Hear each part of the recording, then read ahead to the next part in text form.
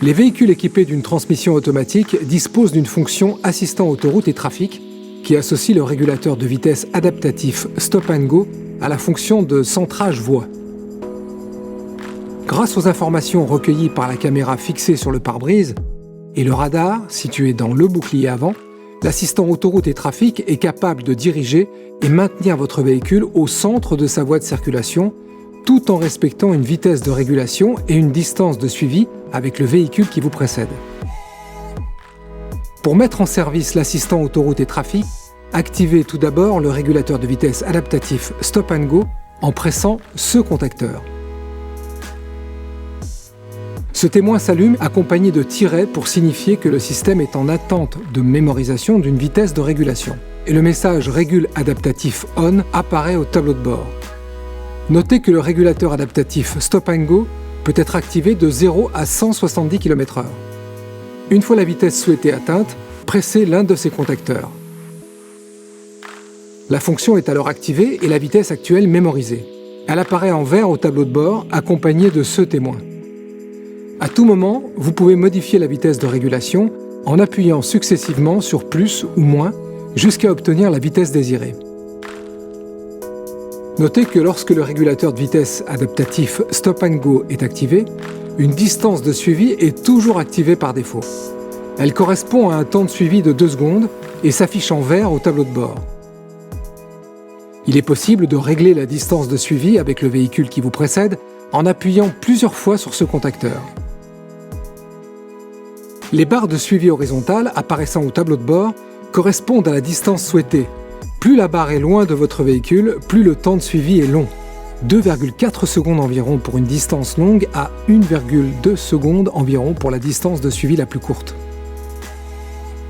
Une fois la vitesse de régulation mémorisée et la régulation de distance activée, votre pied peut être totalement retiré de la pédale d'accélérateur et de la pédale de frein.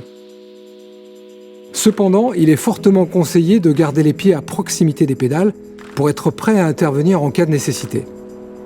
Si la caméra et le radar détectent un véhicule devant vous, celui-ci apparaîtra sur le tableau de bord. Lorsque vous vous rapprochez d'un véhicule roulant plus lentement que vous sur la même file, votre vitesse s'adapte à la sienne pour respecter la distance de suivi que vous avez sélectionnée.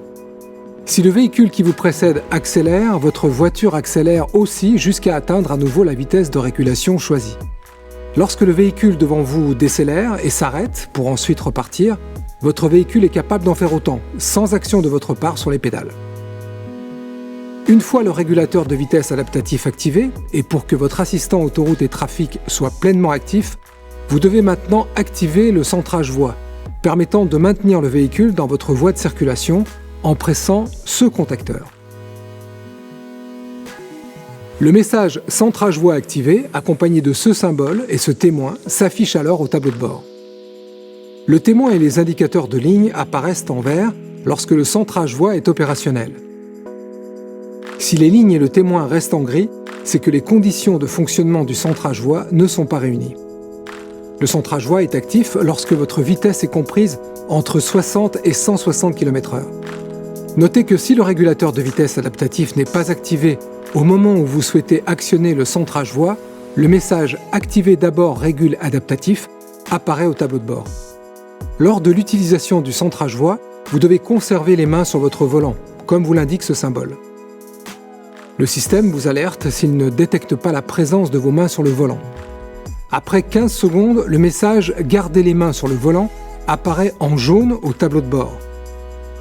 Au bout de 30 secondes, ce témoin et ce message apparaissent en rouge au tableau de bord, accompagné d'un signal sonore dont l'intensité augmente progressivement. Au bout de 45 secondes, les sources audio se mettent en veille et l'alerte sonore retentit en continu. Le témoin s'éteint et le message « Centrage voie désactivé » apparaît en rouge au tableau de bord. La fonction centrage voie est alors désactivée. Notez que dans ce cas, le régulateur de vitesse adaptatif Stop and Go reste en fonctionnement. Pendant les 2 premiers niveaux d'alerte, lorsque le système détecte à nouveau la présence des mains du conducteur sur le volant, les alertes s'arrêtent et la fonction continue d'accompagner le véhicule au centre de la voie. Lorsque l'assistant autoroute et trafic est activé, si le véhicule devant vous décélère et s'arrête pour ensuite repartir, votre véhicule est capable d'en faire autant sans action de votre part sur les pédales. Si le véhicule devant vous redémarre en moins de 3 secondes, votre véhicule redémarre automatiquement. Si le redémarrage se fait entre 3 secondes et 3 minutes, une simple pression sur l'accélérateur ou sur ce bouton réactive le régulateur et son système stop and go. La fonction centrage-voie sera alors mise en attente puis réactivée lorsque votre vitesse atteint 60 km/h. Attention, au-delà de 3 minutes, le régulateur de vitesse adaptatif sera désactivé et le frein de parking assisté s'enclenchera. Il vous faudra alors réactiver le régulateur de vitesse adaptatif.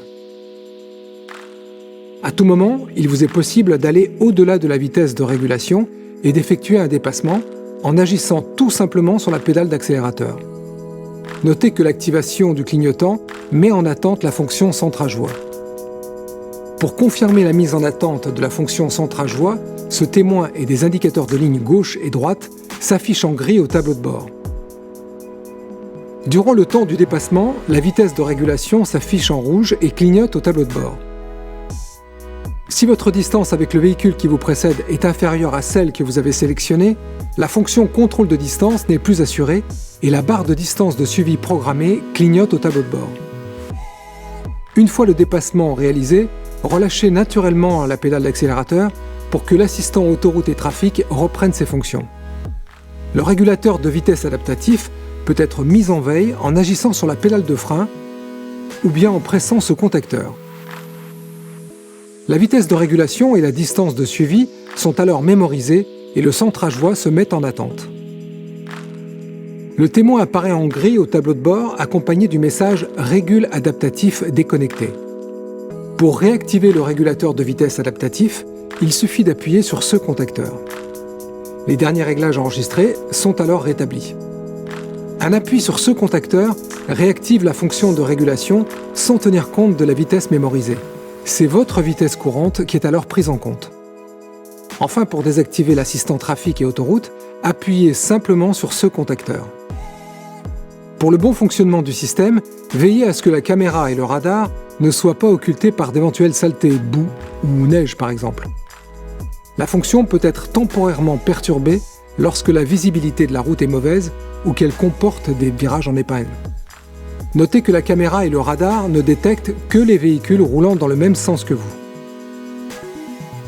De plus, vous devez désactiver le régulateur de vitesse adaptatif si vous tractez une remorque. Enfin, gardez à l'esprit que cette fonction est une aide supplémentaire à la conduite qui ne doit pas remplacer votre vigilance de conducteur. De manière générale, adaptez toujours votre vitesse aux conditions de circulation, indépendamment des indications du système.